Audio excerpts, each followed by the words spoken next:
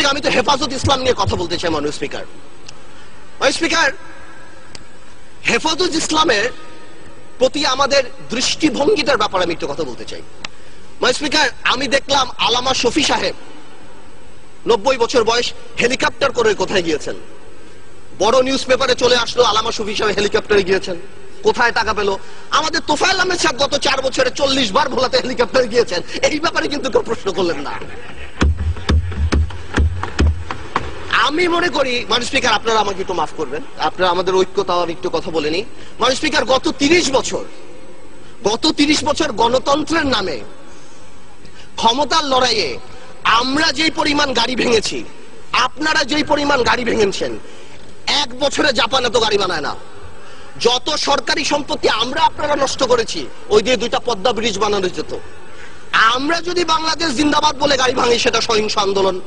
আপনারা জয় বাংলা বলে গাড়ি ভাঙলে সহিংস আন্দোলন।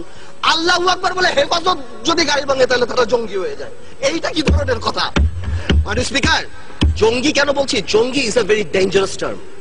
আমরা যখন এখানে লোকাল পলিটিক্সের জন্য জঙ্গি বলি, বিদেশে আমাদের ভাবমূর্তি সাংঘাতিক ভাবে নষ্ট হয়।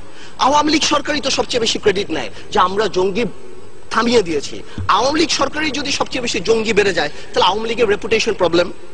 হেফাজত ইসলাম নিয়ে আরেকটা কথা বলছি। আওয়ামী লীগের যে পলিটিক্যাল ক্রাইসিস যেটা দেখা গিয়েছে, হেফাজত ইসলাম আসলো কেন? মাননীয় স্পিকার, হেফাজত ইসলাম কিন্তু আসেনি যখন আমরা বিভিন্ন জায়গায় মডেল লাইসেন্স দেই, যখন আমরা সিনেমা হল ওপেনিং এ মিলাদ দেই, যখন আমরা ব্যাংক ওপেন করি মিলাদ দিয়ে, তখন কি হেফাজত আসবে? হেফাজত ইসলাম এসেছে যখন সর্বকালের সর্বশ্রেষ্ঠ মানব নবী করিম সাল্লাল্লাহু আলাইহি ওয়াসাল্লাম, সকল মুসলমানের হৃদয়ের স্পন্দন, তাকে নিয়ে কটাক্ষ করা হয়েছে। কোথায় হয়েছে? গণজাগরণ মঞ্চে। আমি পার্টিকুলার বলছি, কিছু অ্যান্টি ইসলাম ব্লগার, নাস্তিক হতেই পারে, এটা যার গণতান্ত্রিক ব্যাপার, কিন্তু অ্যান্টি ইসলাম কিছু ব্লগার সেই সময়টা বিচার করলেই তো পারতো। সেই সময় বিচার করেনি কেন? সেই সময় বিচার না করে কি নাম দেওয়া হয়েছে? এরা জঙ্গি, এরা হেফাজতে জামাত, এদের সাথে কথা বলা যাবে না। তো জঙ্গি হলে এদের সাথে মিটিং হচ্ছে কেন? জঙ্গি যদি হয় এরা মাননীয় প্রধানমন্ত্রীর সাথে মিটিং করছেন কেন? জঙ্গি যদি হয় এখানে মন্ত্রীরা যে আল্লামা শফি সাহেবের সাথে দেখা করছেন কেন? আসল কথাটা সেটা না। আসল কথা হলো রাজীবকে নিয়ে। রাজীব যিনি মারা গিয়েছিলেন, আই উইল নট গো, আমি বলবো না রাজীব অ্যান্টি মুসলিম, নাস্তিক, কি ছিল না ছিল, কিন্তু there was a controversy because 886/2012 writ পিটিশনে সেই খাবা বাবা নিয়ে কথা ছিল।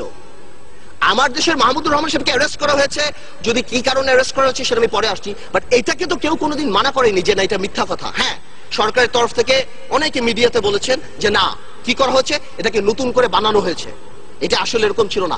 আসলে ব্যাপারটা কি, যদি নতুন করেই বানানো হয়, খাবা বাবা যদি আসলে রাজীবের না হয়ে থাকে, তাহলে ওটা কেন সত্য হবে যে ওই 4 জন যারা মার্ডার করলো তারা ওই খাবা বাবা পরে রাজীবকে মার্ডার করলো?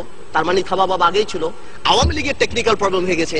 এই অ্যান্টি ইসলাম লোককে আওয়ামী লীগ এখানে শোক প্রস্তাব দিয়ে আওয়ামী লীগ জাতীয় বীর বানিয়েছে, এবং বাংলাদেশে যে নবী করিম সাল্লাল্লাহু আলাইহি ওয়াসাল্লামকে কটাক্ষ করে গেছে তাকে এই পার্লামেন্টে জাতীয় বীরের মর্যাদা দিয়েছে। অ্যাজ ইফ মন্ত্রীরা শার্লক হোমস, কেউ মারা যাওয়ার 1 ঘন্টার মধ্যে যে মন্ত্রীরা বলে দিচ্ছে এটা এ মেরেছে, এটা ও মেরেছে।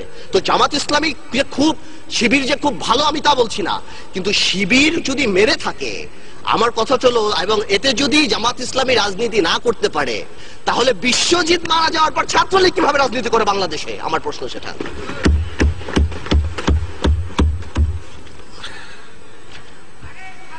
মাননীয় স্পিকার, তো যা বললাম, তো হেফাজত ইসলাম নিয়ে যে কথা বলা হয়, হেফাজত ইসলামকে তারপর যখন হেফাজতের অস্তিত্বকে সহ্য করা হলো, তখন শেষমেশ কি করা হলো?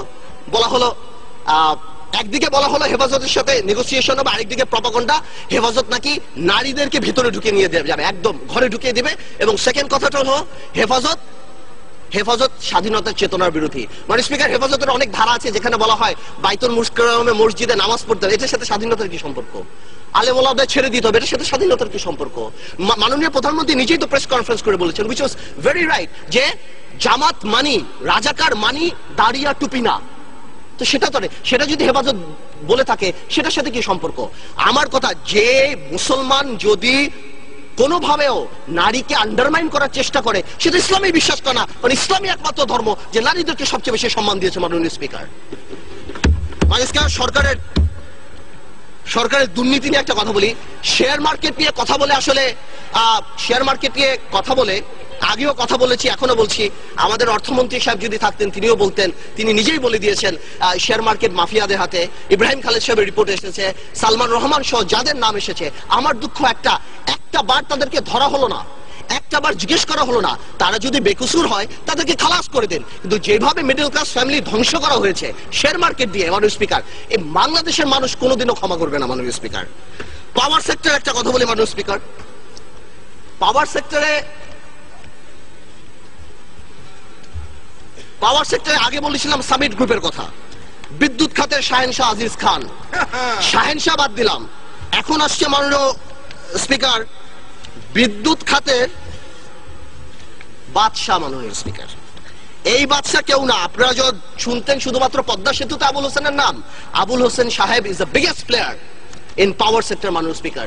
আমি আপনাকে বলছি 2009 সালে, আপনি শুনে মাননীয় স্পিকার, 2009 সালে সিলেটে 150 megawatt, he was the single bidder, একাই, আর কেউ করতে পারবে না। 2010 সালে সিরাজগঞ্জ 150 মেগাওয়াট, সিএমসি একাই করবে, আর কাউকে করতে দিবে না।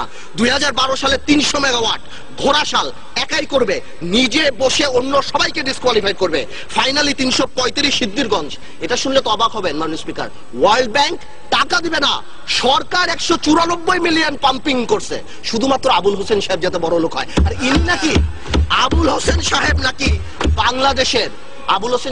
বাংলাদেশের সবচেয়ে অনেস্ট ম্যান মাননীয় স্পিকার। আসেন মাননীয় স্পিকার, আপনি কিন্তু ব্যাংকিং সেক্টরের কথা বলেন। ব্যাংকিং সেক্টরে তো না স্পিকার, পদ্মা ব্রিজ যদি কোনোদিন হয় মাননীয় স্পিকার, আমি মনে করি আওয়ামী লীগ সরকারের আবুল হোসেন সাহেবের নামেই পদ্মা ব্রিজটা দিয়ে দেওয়া উচিত, যাতে সারা জীবনে এই জিনিসটা থাকে মাননীয় স্পিকার। আমি তো ব্যাংকিং সেক্টরে মাননীয় স্পিকার আপনার সাথে কথা বলি। আমাদের অর্থমন্ত্রী সাহেব ব্যাংকিং সেক্টরকে, বাংলাদেশ ব্যাংক ডিভিশনকে মন্ত্রণালয়ের মধ্যে এনে মানে ধ্বংস করে দিয়েছে, ব্যাড লোন যাকে বলে। আমি মাননীয় অর্থমন্ত্রী সাহেব যে বলেছিলেন যে হলমার্ক কোনো ব্যাপার না, actually he was right, hallmark আসলে কোনো ব্যাপার না, বিকজ এরকম আরো ঘটনা আছে। নতুন একটা নাম দিচ্ছি মাননীয় স্পিকার, বেসিক ব্যাংক, আমার কথা না, নিউ এজ পত্রিকায় আছে, এই যে এসিসি বেসিক ব্যাংক 6000 কোটি টাকা লোপাট, চেয়ারম্যানের নাম শেখ বাচ্চু, না এটা অরিজিনাল শেখ না, এটা ডিজিটাল, নতুন আসছে মাননীয় স্পিকার, আওয়ামী লীগ ক্ষমতা আসার পর আসছে। 3500 কোটি টাকা নিজের ভাইয়ের নামে 720 কোটি টাকা নিয়ে গিয়েছেন। আমার সময় কম, নাহলে আমি আপনাকে কোম্পানির সব নাম বলতাম। এসিসি বলেছেন ইনভেস্টিগেশন হয়েছেন, but for some reason truth never came out মাননীয় স্পিকার। 3500 কোটি টাকা। আমি মিডিয়াকে অনুরোধ করব, আপনি ইনভেস্টিগেশন করেন, হলমার্ক ধরা হবে, এই বেসিক ব্যাংক ধরা হবে না, তা হয় না মাননীয় স্পিকার।